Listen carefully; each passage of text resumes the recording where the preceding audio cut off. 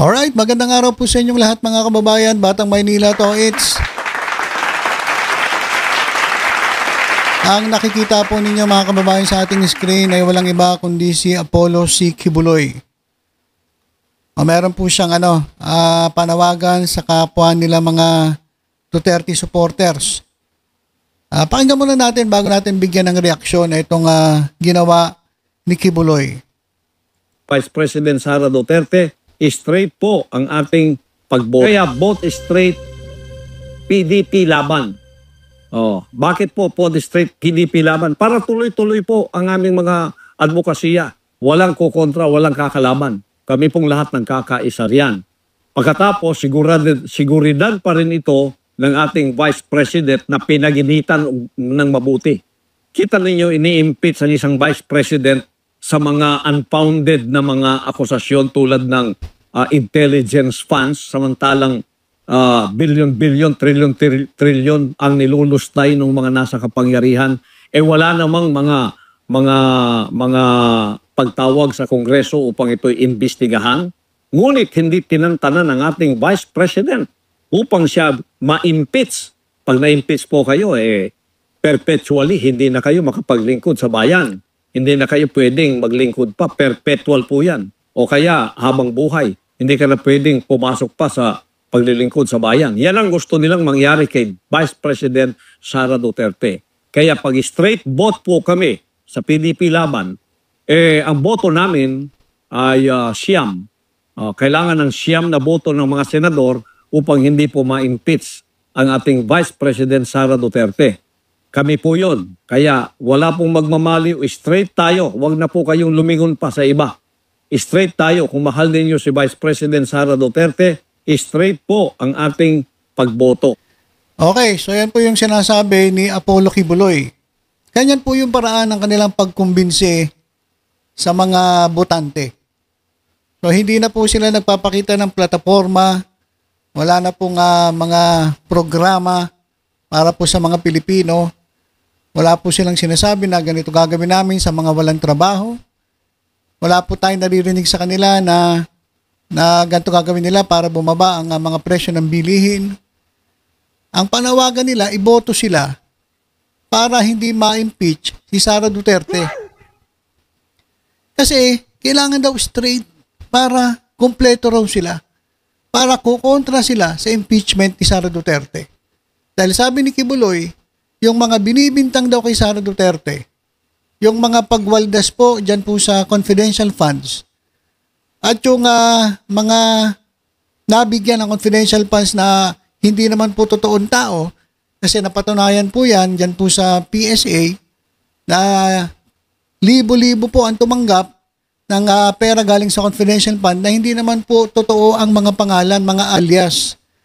Katulad po ni Mary Grace Piatos, katulad po ni Kokoy Villamin at mayroon pang Tim Asim at kung sino-sino pa. Sabi ni Kibuloy, hindi raw yan totoo. At sinasabi nila na kung mahal daw si Sara Duterte, iboto raw sila straight. Etong sinasabi ni Kibuloy, siyam lang pero ang alam ko Duterte, 10 na sila So, ganyan po ang paraan nila ng pagkukumbinsi sa mga mamamayan, sa mga botante, na ang talagang kanilang layunin, kaya sila tumatakbo, ay para po sa sarili nilang interes. Yan mga kababayan, ang linaw di ba? Ang linaw-linaw.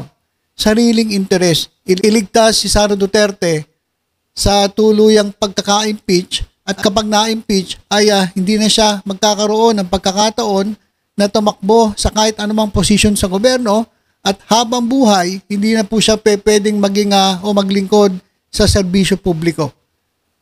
So yun po ang gusto nila mangyari. Ang hadlangan, ang impeachment ni Vice President Sara Duterte. So, kayo mga kababayan, nasa inyo po yan. Kasi kung mahal po ninyo ang ating bansa, hindi nyo po iboboto ang mga kasamahan ni Apollo Kibuloy na ang iniisip lang ay puro pansarili. Ang iniisip lang puro kay Sara Duterte. ang iniisip lang ay yung para sa kanilang partido. Wala na po yung no? Wala na po yung talagang diwa ng eleksyon na kaya ka tatakbo ay para maglingkod ka sa taong bayan. Talagang itong ginagawa nitong PDP laban ay talagang para maglingkod sa mga Duterte. At ito pa, mga kababayan. Ako nananawagan ako sa BJMP. Ito pong si Kibuloy ay nakakulong. Ang alam ko po kasi kapag ikaw ay nakakulong, ikaw po ay bawal gumamit ng anumang gadgets, cellphone, recording gadgets, laptop, kahit camera. Bawal po dyan po sa loob ng BJMP. Kapag ikaw po ay detainee, mga kababayan, hindi ka po allowed gumamit ng kahit anong mga kahit cellphone o kahit anong mga mga communication gadgets. Pero tingnan ninyo, mga kababayan, paano nakapag-record itong si Apollo Kibuloy na itong kanyang panawagan? Nangangampanya na siya, mga kababayan. Biruin mo, nasa kulungan, nakakapang kampanya. Pwede ba yun? Ako nagtatanong lang sa BJMP. Pwede ba yun? Pwede bang mangampanya ang isang detainee sa loob ng kulungan na naglalabas ng video? Pwede ba yan? Kasi ang alam ko, bawal po yan eh. Ang alam ko, bawal po yan. Hindi ko alam kung ito pinalusot lang. Pasimpleng may dumalaw tapos nag-video. Pero hindi po allowed to, bawal po ito. Dapat po ito bigyan ng pansin ng BJMP. Yung mga natin dyan, yung mga authority dyan po sa BJMP, mga sir, tingnan ninyo, paano nakapag-record itong si Apollo Kibuloy ng kanyang campaign video to eh. Diba? At itong campaign video niya, sinisiraan niya, itong gobyerno, kasi sinasabi niya, imbento lang ang mga binibintang kay Sara Duterte. So, yan po, panawagan ko po sa BJMP. Sir, ang pagkakaalam ko po, bawal po yan.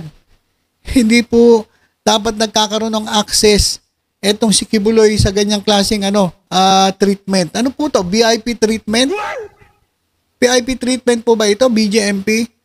Ako naman po ay nagtatanong lang. Baka pwedeng sagutin ninyo. Paanong nakapag-record na itong si Kibuloy? Alam ko po, nakakulong to eh. Nakalaya na ba to?